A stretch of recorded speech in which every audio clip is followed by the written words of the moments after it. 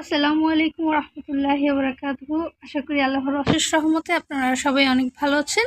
আমাদের কেমিস্ট্রি ওয়ালায়ের পক্ষ থেকে আমরা যে কৃষিগুচ্ছর জন্য সাজেশন দিচ্ছি, ওই সাজেশন নিয়ে আজকে জীববিজ্ঞান প্রথম পত্রের কোষ ও কোষের গঠন অধ্যায়ের আমাদের প্রথম ক্লাসটি। আশা করি আপনারা এখান থেকে টপিক ভিত্তিক এমসিকিউ বা এখান থেকে হুবহু এমসিকিউ ইনশাআল্লাহ আপনারা কমন পাবেন। যারা নতুন আছেন তারা আমাদের কেমিস্ট্রি ওয়ালা চ্যানেলটি সাবস্ক্রাইব করে রাখবেন এবং লাইক দিয়ে আমাদের পাশে থাকবেন। আপনাদের যে কোনো সমস্যায়, যে কোনো প্রয়োজনে আমরা কেমিস্ট্রিওয়ালা আপনাদের সাথে আছি এবং ইন ফিউচার থাকবো ইনশাআল্লাহ।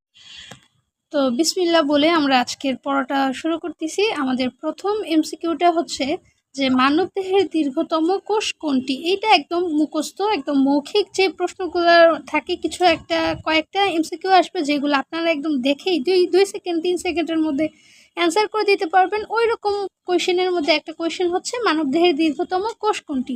তো মানবদেহের দীর্ঘতম কোষ স্নায়ু কোষ। তো আমাদের প্রথম এমসিকিউটা ডান, আলহামদুলিল্লাহ। তারপরে আমাদের দ্বিতীয় কোয়েশ্চেনটা হচ্ছে ধানের পুংরেণুতে ক্রোমোজোমের সংখ্যা কত। এখানে প্রশ্নতে একটু কারেকশন হওয়া উচিত যে পুংরেণুতে ক্রোমোজোমের ধরন কেমন। এখানে যেহেতু উত্তরে এন দেওয়া আছে, সুতরাং সংখ্যা না ধরন, যেমন হ্যাপ্লয়েড ডিপ্লয়েড ওইটার উপর ভিত্তি করে এন টু এন হয়। সুতরাং ধানের পুংরেণুতে ক্রোমোজোমের ধরন এন। তারপরে 3 নম্বর কোশ্চেনটা হচ্ছে প্লাজমাডেসমাটা কি। প্লাজমাডেসমাটা হচ্ছে অন্তঃকোষীয় সাইটোপ্লাজমের সংযোজন। এটা অনেক একটা ইম্পর্টেন্ট একটা টপিক। এই নোটের মধ্যেই কয়েকবার দেখা যাবে এই প্লাজমাডেসমাটা কথাটা, সুতরাং এইটা একটু ইম্পর্টেন্টলি মুখস্থ করে রাখবেন, আপনাদের জন্য ভালো হবে। তারপরে কোশ্চেনটা হচ্ছে যে পেঁয়াজের বৈজ্ঞানিক নাম কি। এইটাও একদম মুখস্থ ধরনের কোশ্চেন। তো আমাদের পরের কোশ্চেনটা হচ্ছে বহু নিউক্লিয়াসযুক্ত প্রাণী কোষকে কি বলে। এইটাও একদম মুখস্থ টাইপ কোশ্চেন। বহু নিউক্লিয়াসযুক্ত প্রাণী কোষকে প্লাজমোডিয়াম বলে। তারপরের প্রশ্নটা হচ্ছে যে টমেটোর লাল রঞ্জকের নাম কি। এখানে রঞ্জক মানে যে পদার্থের জন্য টমেটোটা লাল রঙের হয় ওইটার নাম কি। এটা একদম কিছুটা জ্ঞানমূলক টাইপের প্রশ্ন। তো এটার উত্তর হচ্ছে লাইকোপোটিন। তারপরের কোশ্চেনে যদি আমরা যাই তাহলে দেখব যে কোনটি প্রোটিন সংশ্লেষণ নিয়ন্ত্রণ করে। এমআরএনএ। এমআরএনএটা হচ্ছে মেসেঞ্জার আরএনএ। তো কোনটি প্রোটিন সংশ্লেষণ নিয়ন্ত্রণ করে, উত্তর হচ্ছে এমআরএনএ। তারপরেরটা হচ্ছে কোষ প্রাচীরের প্রধান রাসায়নিক উপাদান কি। কোষ প্রাচীরের প্রধান রাসায়নিক উপাদান হচ্ছে সেলুলোজ। তারপরের প্রশ্নটা হচ্ছে ডিএনএ অণুতে কোডন কয়টি নিউক্লিওটাইড দিয়ে গঠিত। ডিএনএ অণুতে কোডন 3টি নিউক্লিওটাইড দিয়ে গঠিত। তারপরে বলছে উদ্ভিদের জীবন্ত এক কোষের সাথে অন্য কোষের প্রোটোপ্লাজমিক সংযোগকে কি বলে। প্লাজমোডেসমাটা। একটু আগেই বললাম যে এই টপিকটা অনেক ইম্পর্টেন্ট, হয়তো এই সেম কোশ্চেনটাই আইসা পড়তে পারে বা এরকম ধরনের প্রশ্নটাই আসতে পারে। এই টপিকটা অনেক ইম্পর্টেন্ট, ইতিমধ্যে 2বার এসে পড়ছে। তারপরে কোশ্চেনটা হচ্ছে কোষের কোন ক্ষুদ্রাঙ্গে ক্রেবস চক্র বিক্রিয়া সংগঠিত হয়। কোষের ক্ষুদ্রাঙ্গে মাইটোকন্ড্রিয়া ক্ষুদ্রাঙ্গে ক্রেবস চক্র বিক্রিয়াটি সংগঠিত হয়। মাইটোকন্ড্রিয়াকে আবার পাওয়ার হাউসও বলা হয়। তারপরের প্রশ্নটা হচ্ছে ডিএনএ অণুতে অনুপস্থিত থাকে কোনটি। ডিএনএতে অনুপস্থিত থাকে ইউরাসিল। তারপরের প্রশ্নটা হচ্ছে ভাইরাসের দেহে কোন আরএনএ থাকে। ভাইরাসের দেহে জিআরএনএ থাকে।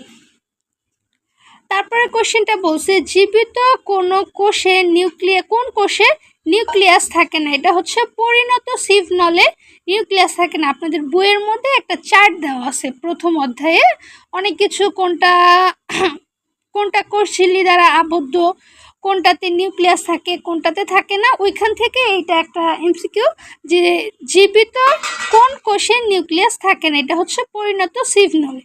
তারপরে বলছে ডিএনএ প্রতিলিপন হয় কোন পদ্ধতিতে। ডিএনএ প্রতিলিপন হয় অর্ধ সংরক্ষণশীল পদ্ধতিতে। এটা আপনারা অধ্যায়ে অনেক ডিটেলস পড়ছেন এই এইচএসসির সময়, সুতরাং এইটা আর বেশি কথা বলতেছি না। তারপরে বলতেছে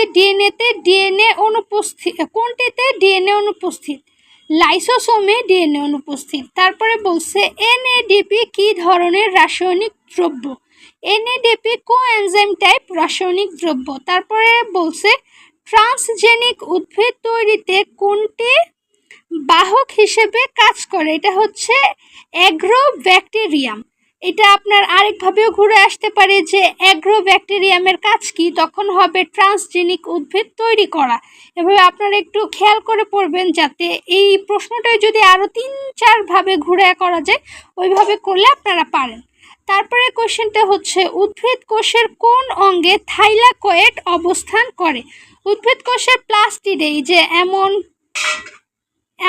যেগুলো থাকে এগুলো আপনার প্লাস্টিডে অবস্থান করে, এটি হচ্ছে থাইলাকয়েড। সুতরাং প্লাস্টিডে থাইলাকয়েড অবস্থান করে। তারপরে বলছে কোনটি প্রোটিন তৈরির ব্লুপ্রিন্ট? ব্লুপ্রিন্ট মানে একদম হুবহু এটা থেকে আরেকটা এমন তৈরি করে, ওইটা হচ্ছে আরএনএ। সুতরাং প্রোটিন তৈরির ব্লুপ্রিন্ট হচ্ছে আরএনএ।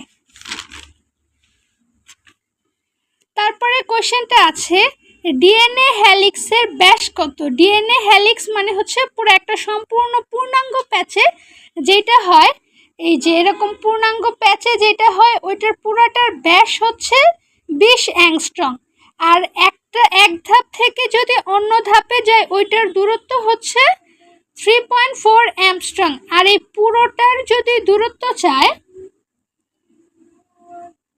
তাহলে 34 অ্যাংস্ট্রম হবে। এই তিনটা আপনারা একসাথে মুখস্থ করবেন, তাহলে দেখবেন অনেক সুবিধা হচ্ছে।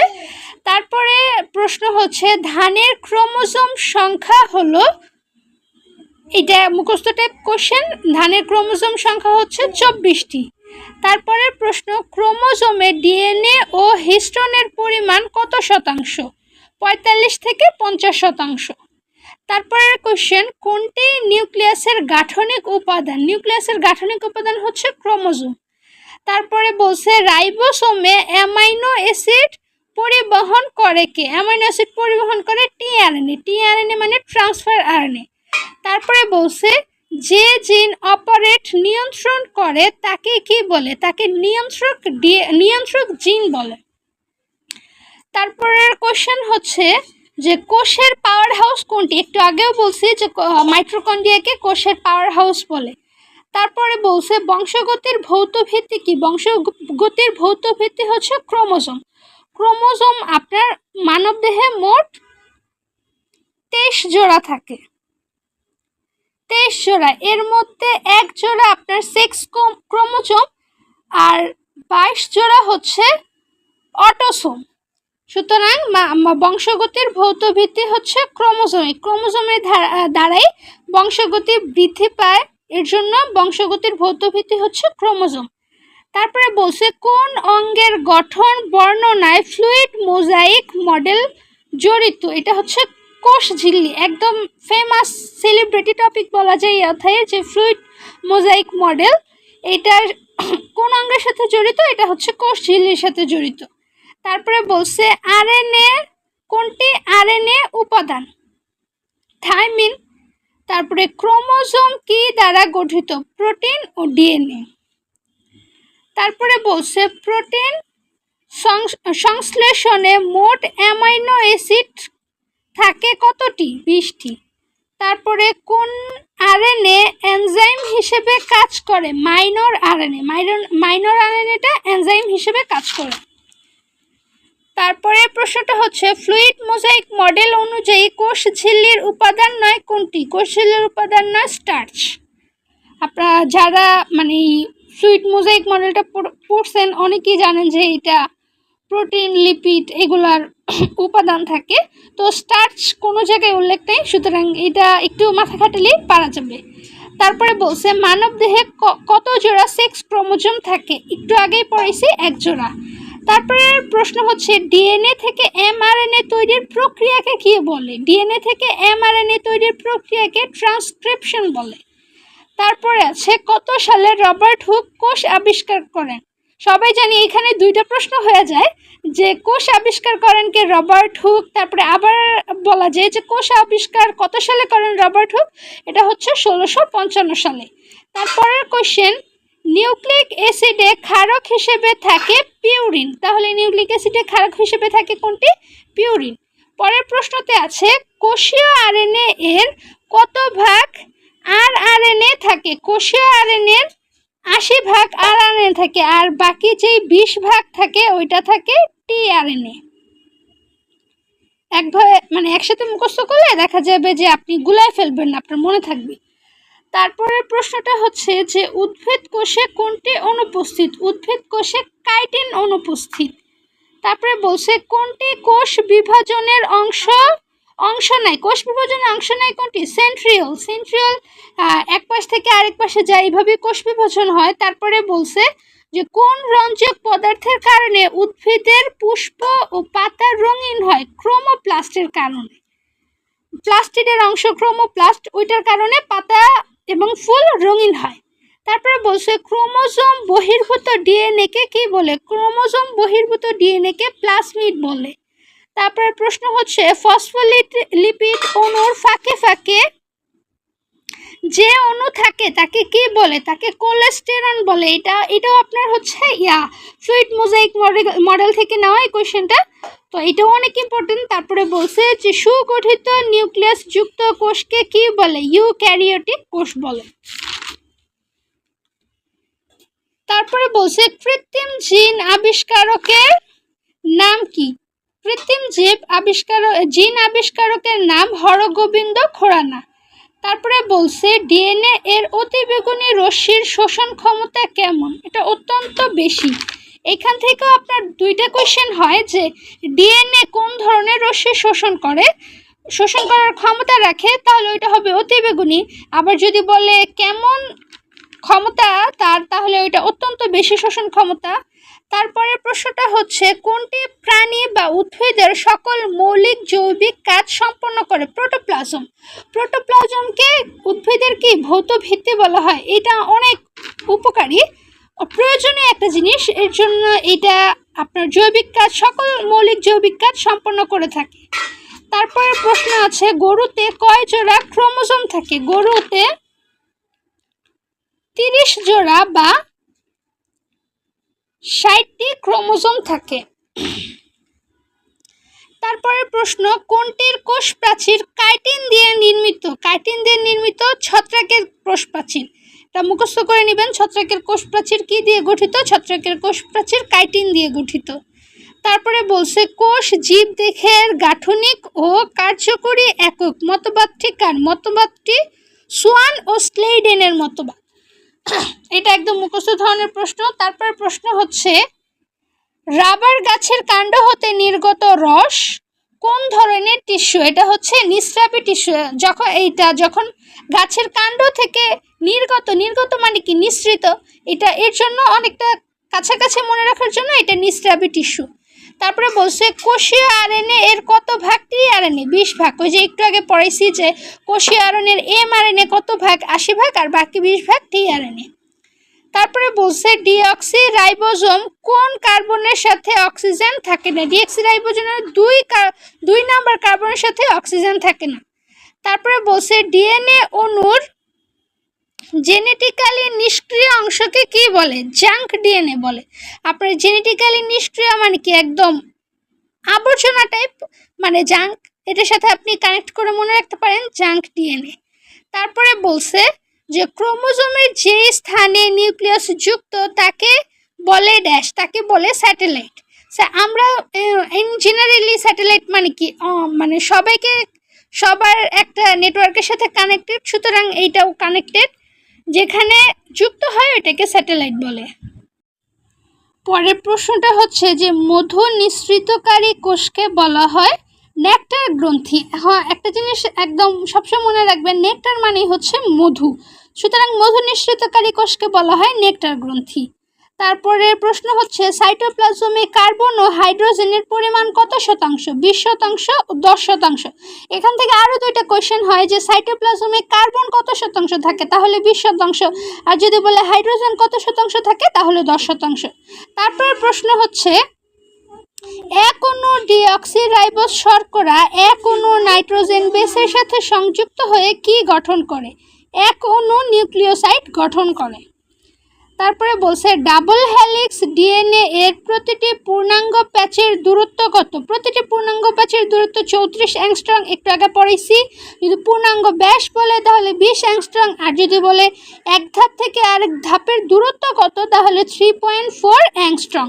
তারপরে বলছে যে ডিএনএ এর মধ্যে কোন সুগার পাওয়া যায়? ডিএনএ এর মধ্যে ডিঅক্সিরাইবোজ পাওয়া যায়, এটা একদম কমন, অনেকেই জানেন, একদম বেসিক জিনিস। সুতরাং ডিএনএ এর মধ্যে কোন সুগার পাওয়া যায়? ডিএনএ এর মধ্যে ডিঅক্সিরাইবোজ সুগার পাওয়া যায়। তারপরে প্রশ্ন হচ্ছে একটি কোষের সাথে আর একটি কোষের ইন্টারকানেক্টিং টিস্যুর নাম কি? প্লাজমাডেসমাটা। এটা অনেকবার বলছি যে এটা অনেক ইম্পর্টেন্ট, কয়েকবারই আসছে। এই নোটের ভিতরেই 3-4 বার আমি নিজেই করছি, সুতরাং এটা অনেক ইম্পর্টেন্ট, এটা মনে রাখবেন। কানেক্টিং, সংযোজন, সংযুক্ত, এরকম কোনো কিছু থাকলে একটা টিস্যুর সাথে আরেকটা টিস্যু বা একটা কোষের সাথে আরেকটা কোষ, ওইটাই হচ্ছে প্লাজমাডেসমাটা, একদম মাথায় রাখবেন। তারপরে হচ্ছে অ্যান্টিকোডন বহন করে কি? বহন মানে ট্রান্সফার, ট্রান্সফার মানে টিআরএনএ, সুতরাং অ্যান্টিকোডন বহন করে কে? অ্যান্টিকোডন বহন করে টিআরএনএ। তারপরে প্রশ্নটা হচ্ছে কোষ মধ্যস্থ জেলির ন্যায় তরল পদার্থকে কোন বিজ্ঞানী সার্কোট বলেছেন?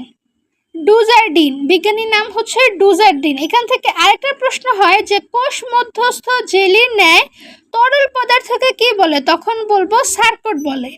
তারপরে প্রশ্ন হচ্ছে চর্বি জাতীয় খাদ্য সঞ্চয়কারী লিউকোপ্লাস্টকে কি বলে? ইলায়োপ্লাস্ট।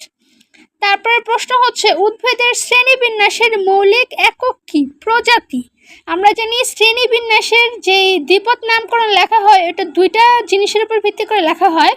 প্রথমটা হচ্ছে প্রজাতি, তারপরটা হচ্ছে গণ। সুতরাং মৌলিক একক হচ্ছে প্রজাতি। তারপরে হচ্ছে ডিএনএ অণুর নাইট্রোজেন বেস কত প্রকার? ডিএনএ অণুর নাইট্রোজেন বেস 4 প্রকার।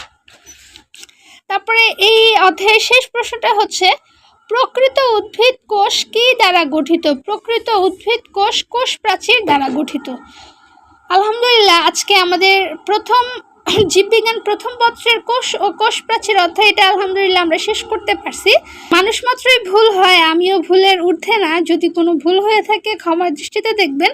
যদি কোনো কারেকশন করা লাগে অবশ্যই আমাদের কমেন্টে জানাবেন, আমরা ইনশাল্লাহ চেষ্টা করব আমাদের ভুলটা ঠিক করার। আর এই কোয়েশ্চেনগুলোর যে পিডিএফটা ইনশাল্লাহ আমরা আমাদের কমেন্ট বক্সে লিঙ্ক দিয়ে দিব, এবং আমাদের কেমিস্ট্রি ওয়ালের টেলিগ্রাম গ্রুপ আছে, ফেসবুক পেজ আছে, সবগুলো লিঙ্কই ইনশাল্লাহ আমরা দেওয়ার চেষ্টা করব। আপনারা সবাই যারা যারা চান আমাদের টেলিগ্রাম গ্রুপে বা ফেসবুক পেজের সাথে সংযুক্ত হতে পারেন, ইনশাল্লাহ আপনারা উপকৃত হবেন। আমাদের জন্য দোয়া করবেন, আমরা যেন সামনে এগিয়ে যেতে পারি। সবার জন্য অনেক অনেক শুভকামনা। আল্লাহ হাফেজ, ফি আমানিল্লাহ।